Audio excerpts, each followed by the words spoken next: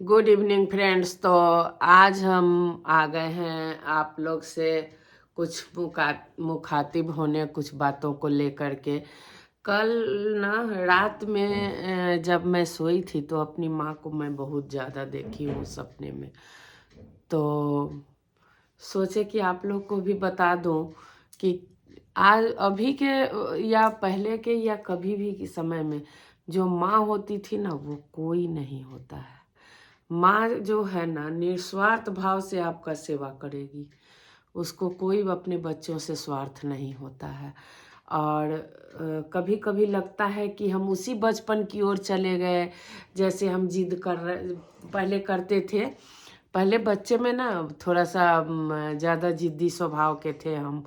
तो जैसे कोई चीज़ देख लेते थे तो एकदम लगता था नहीं इस चीज़ को ले ही लेना है। तो वो जब जिद करते थे ना तो मेरे माँ बाप उसको पूरा करते थे। और मतलब इतना हम उन लोगों को विचलित कर देते थे कि वो लोग ना उस चीज़ को पूरा करने के लिए तैयार ही हो जाते थे कि नहीं इसको कर देना है। और मेरे मम्मी और मेरी माता जी और मेरे पिताजी हमको बहुत प्यार किए हुए हैं। हम लोग बता दें आपको कि 5 भाई बहन, 1 भाई और 5 बहन थे। लेकिन सबसे ज़्यादा बहन लोग को ही वो प्यार करते थे। बेटी सबको वो बहुत प्यार करते थे और बेटा को उतना नहीं कर पाते थे। तो अब इतना प्यार में पले बढ़े हम लोग। और जो जहाँ है सही है, सब कोई अपने अपने जगह पे सही है। लेकिन कभी कभी स्वप्न देख लीजिए ना कि माँ मतलब ऐसे जिद कर रहे हैं, माँ के साथ पूरा नहीं हो रहा है, माँ ये दे रही है खरीद के, वो कर रही है। तो लगता है कि काश वही जिंदगी होता तो कितना अच्छा होता।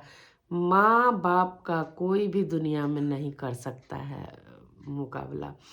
माँ बाप जो होते हैं ना निस्वार्थ भाव से अपने बच्चे की सेवा करते हैं। और सही में जिस समय टाइम होता है उस समय तो कोई हम हो या कोई भी बच्चे हो इस चीज़ को नहीं मतलब परख पाते हैं। लेकिन उनके जाने के बाद ना बहुत ये सब चीज़ मतलब लगता है कि काश मेरे मम्मी मेरे माता और पिता मतलब रहते। मेरे फादर जो थे सो एक्जीक्यूटिव इंजीनियर थे इरिगेशन डिपार्टमेंट में। माँ हाउसवाइफ थी। लेकिन हाउसवाइफ थी वो काम कुछ नहीं करती थी, काम कुछ नहीं करती थी लेकिन हम लोग का देख रेख तो करती ही थी। और बता दे कि मतलब क्या कहा जाए उनके मरने के समय मतलब हम लोग 2 बहन उनके साथ थे। तो अभी तक वो सीन नहीं भूलते हैं कि कैसे हॉस्पिटल में बोली कि आज कौन रहेगा मेरे साथ, आज तुम लोग जा रही हो। तो आज वीडियो बनाने का मकसद यही है कि ना माँ को देखते ना हमको याद आती। मतलब इतना याद आज माँ आ गई कि क्या बताए। तो इसी पे हम सोचे कि क्यों ना एक वीडियो बना दे। आज अपनी माँ का फ़ोटो भी हम लगाएंगे इसमें, आप लोग देखिएगा, अच्छा लगेगा आप लोग को।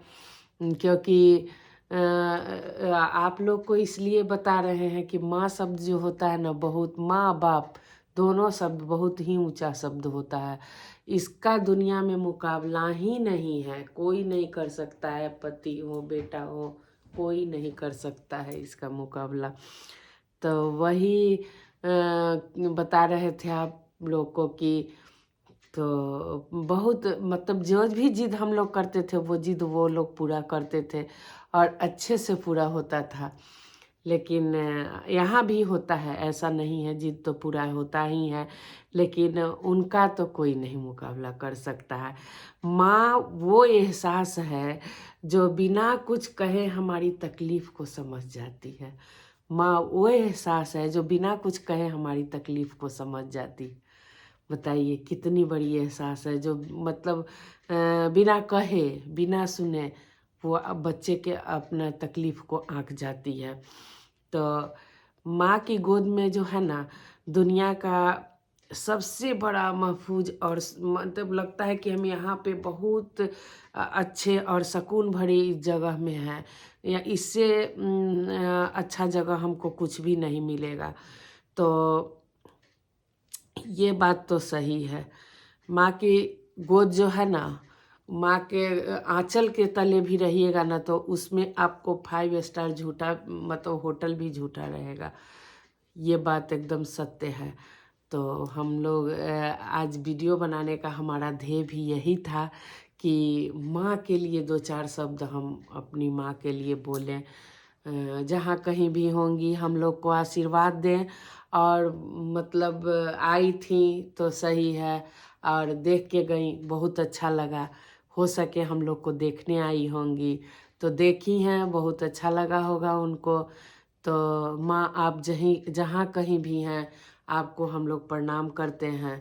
और आज मैं अपनी माँ और पिताजी का फ़ोटो डालूँगी, आप लोग देखिएगा। आप लोग को ज़रूर मतलब एहसास होगा कि किसी के जाने के बाद कितना बड़ा एहसास होता है।